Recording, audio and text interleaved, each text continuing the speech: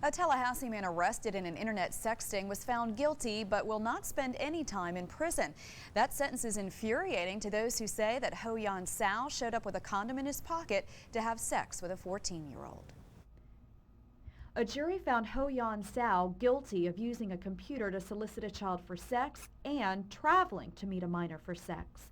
A court score sheet shows he faced a minimum of 42 months in prison and a maximum of 20 years.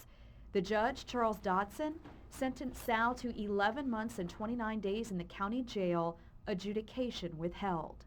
There ought to be a consequence to sexual predators in our community, and it ought to be a serious consequence.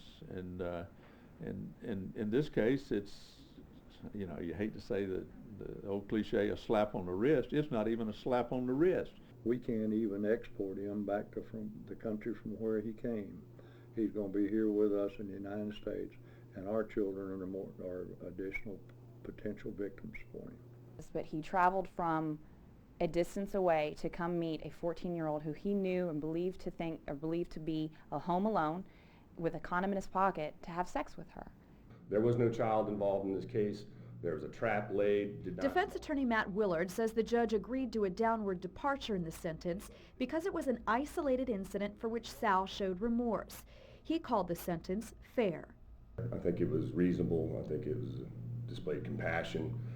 The judge had the authority based on what the legislature gave us to work with. Obviously, you can understand why people see this case and are upset. Sure, I'm a big fan of sending child predators to prison. This guy's just not one of them. Circuit Judge Charles Dodson says he can't comment on this case or any other. A check of court records shows that 20 more men arrested in that same sex sting are scheduled to stand trial.